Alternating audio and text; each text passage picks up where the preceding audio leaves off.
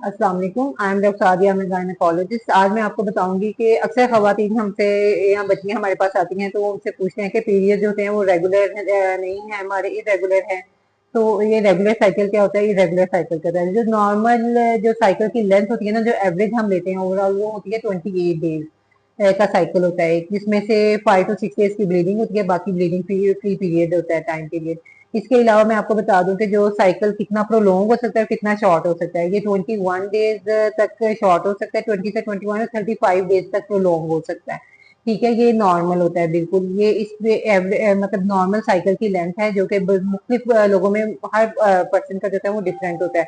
जो एवरेज होती है वो 28 डेज होती है। अब इरेगुलर साइकिल किसको कहते हैं? इरेगुलर साइकिल हम इसको कहते हैं कि जो ब्लीडिंग है एवरी 15 डे, एवरी 10 डेज पे स्टार्ट हो गई। अब इसमें भी हमने देखना होता है कि जो साइकिल है वो किस एज ग्रुप में इरेगुलर है और किस में जो है वो उसको हम इरेगुलर नहीं कह सकते हैं, और किस में हमें मेडिकेशन की जरूरत पड़ती है या हमें कंट्रासेप्टिव या हार्मोनल पिल्स लेनी चाहिए। तो इसमें मैं आपको बताऊंगा, जो यंग बच्चियां होती हैं जिनमें पीरियड स्टार्ट होते हैं, जैसे कि 13 to 14 ईयर्स एवरेज एज है, आजकल जो है हमारी 12 ईयर्स है, इस पे जो स्टार्ट होते हैं उसमें जो हम जो इरेगुलर साइकिल पे, क्योंकि नॉर्मली पहली दफा एंडोमेट्रियम शेड हुई है, पहली दफा ब्लीडिंग स्टार्ट हुई है, पहली दफा हार्मोन्स ने जो है उसकी नई फॉर्म में आना है, जो कि सेलियंट थे, साइलेंट थे। तो अब उसमें क्या होता है कि उन बच्चियों में इरेगुलर पीरियड्स होते हैं। इरेगुलर पीरियड्स कहते हैं उसमें को 10 to 15 डेज के बाद आ रहे हैं, 20 डेज के बाद आ रहे हैं।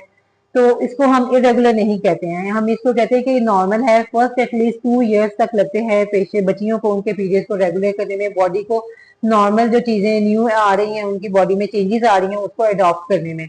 तो उनमें तो हम मैक्सिमम अवॉइड करते हैं कि उनको किसी किस्म की कंट्रासेप्टिव पिल्स या फिर कोई हार्मोनल पिल्स ना दी जाए।